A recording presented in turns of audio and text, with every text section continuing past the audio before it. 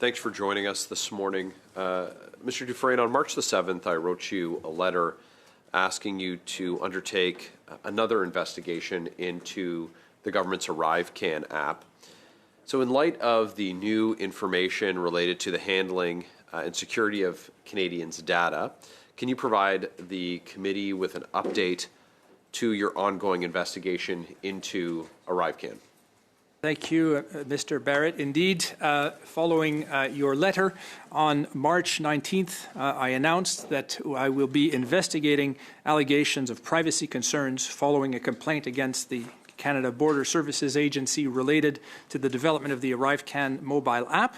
The investigation will examine contracting practices related to ArriveCAN and more specifically the measures that were in place to protect personal information during the development of the app, to assess compliance with the Privacy Act, which applies to federal departments and agencies.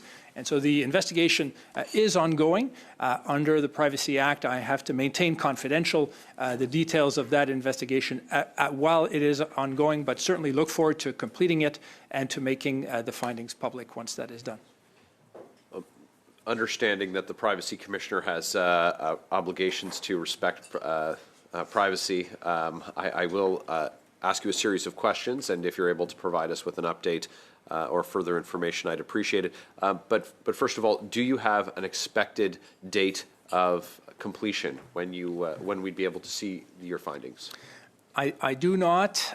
We work to complete them in as timely a manner as possible, but of course we seek answers and submissions and we consider them, but we will be working to complete this as quickly as we can. Have you been able to obtain all of the documents necessary from the government and contractors that you've sought? I don't have concerns to raise on that front. There are powers under the Act that would allow me to obtain information if I needed it.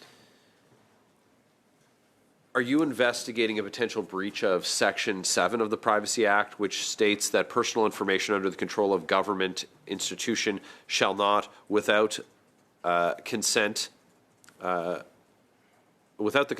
the individual to whom it relates, be used by the institution except for the purpose for which the information was obtained?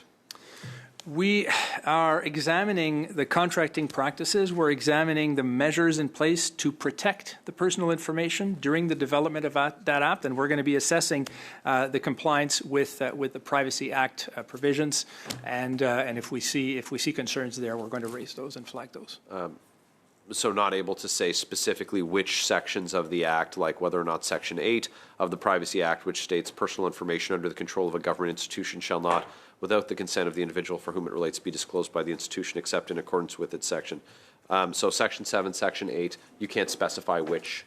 My announcement of that investigation has not restricted specific provisions of the Act or otherwise. We said we are looking for compliance with Privacy Act, and if we identify concerns there, we'll raise them.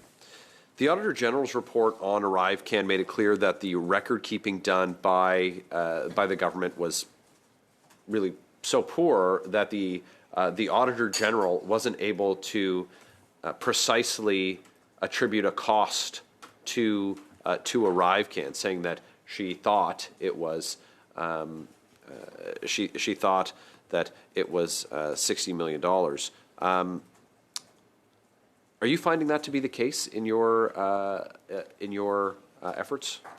Well, these would be some of the comments and observations that we would make in the final report of our investigation, as was done by the AG in hers.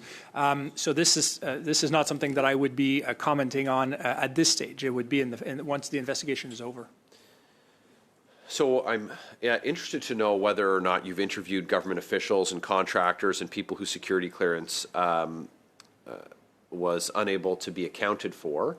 So if you can speak to that, I'd appreciate it. But can you take us through what an interview would look like from your office, irrespective of whom you're interviewing? Well, in our investigation process, we will identify with the departments the issues that we're looking into. We're going to ask them questions. We're going to ask them for documentations, and we're going to look to see if their practices are compliant with the elements in terms of the use, the collection, the disclosure, the safeguards. And as it moves forward, we may have additional questions. We may follow up on that. We prepare a draft report of finding. We share with them. We give them the opportunity to comment. So this will be underway, but these are not elements of information that I would be making public until the investigation has been concluded. So with an app like ArriveCAN that was mandatory for use for travelers, and for some people, travel is required for their employment, to access medical services, but also just as part of their rights as Canadians to travel freely.